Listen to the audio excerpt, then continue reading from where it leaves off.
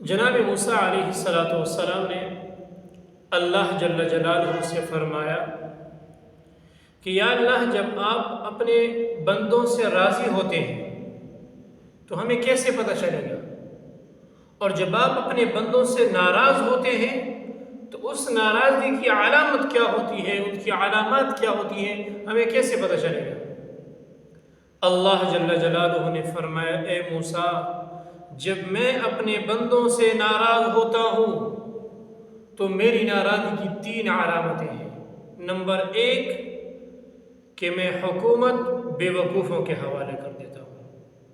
ظالم اور جابر قسم کے لوگ، نااہل قسم کے لوگ وہ حکمران بن جاتے ہیں۔ اور دوسرا، اللہ جل جلالہ نے فرمایا کہ اے موسیٰ، جب میں اپنے بندوں سے ناراض ہوتا ہوں تو پھر بارشیں بے وقت کرتا ہوں، بارشیں بے وقت نازل کرتا ہوں، ایسی جگہوں پہ نازل کرتا ہوں جہاں بارش کی ضرورت نہیں ہوتی،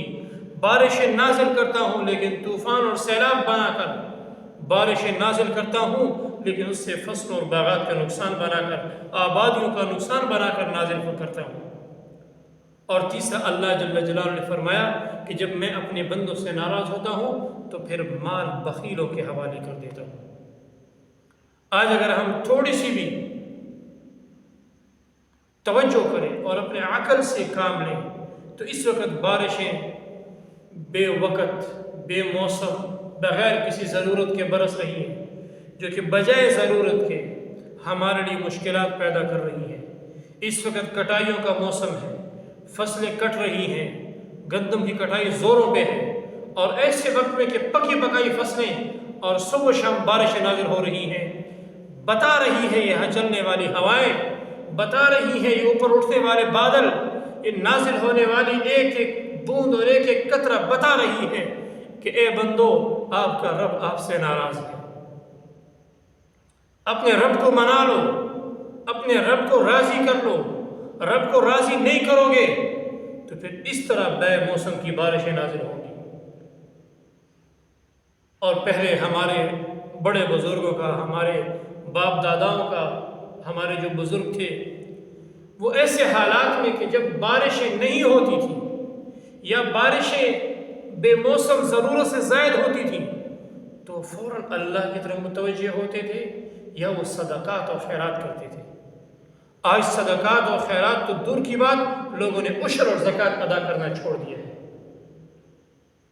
عشر بھی نہیں ہے، زکوٰۃ بھی ادا نہیں کرتے، تو پھر بے موسم اور بے وقت کی بارشیں تو نازل ہوں گی، پھر بارشیں سیلاب بن کر آئیں گی،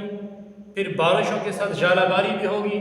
پھر یہ بارشیں ہماری گلیوں اور ہمارے راستوں اور ہمارے مکانات کے لیے بھی تکلیف دہ ہوں گی۔ تو چاہیے یہ ہے کہ فوری طور پر ہم سب مسلمان اجتماعی طور پر توبہ کریں اور اللہ جل جلالہ کی طرف متوجہ ہو جائیں، ورنہ اس سے بھی بڑے بڑے عذابات آ سکتے ہیں۔ لہذا خصوصاً زمینداروں سے گزارش ہے، وہ ان کسانوں سے جن لوگوں نے زمینیں کاشت کی ہوئی ہیں، جن کی فصلیں اس وقت تیار پکی ہوئی کھڑی ہیں لیکن بارشوں کی وجہ سے وہ لوگ پریشان ہیں، انہیں چاہیے ایک تو توبہ کریں، اللہ کی طرف رجوع کریں، پھر اگر کسی کے ذمہ زکوٰۃ اور عشر باقی ہے اس کو بر وقت ادا کریں، اور اس کے ساتھ ساتھ حالات کی بہتری کے لیے، موسم کو خوشگوار بنانے کے لیے اور موسم کو سازگار بنانے کے لیے بھی پھر چاہیے کہ ہم صدقہ و خیرات کریں۔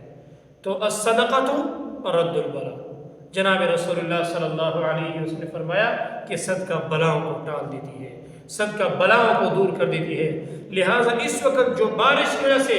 امت ایک تکلیف میں ہے، مشکلات میں ہے، چاہیے ہے کہ بجائے اس کے کہ ہم ادھر ادھر تبصرے کرتے رہیں، ادھر ادھر ہم انتظار کرتے رہیں کہ کب بارش رکے گی، کب حالات آسان ہوں گے، ہمیں چاہیے فوراً اللہ جل جلالہ کی طرف متوجہ ہو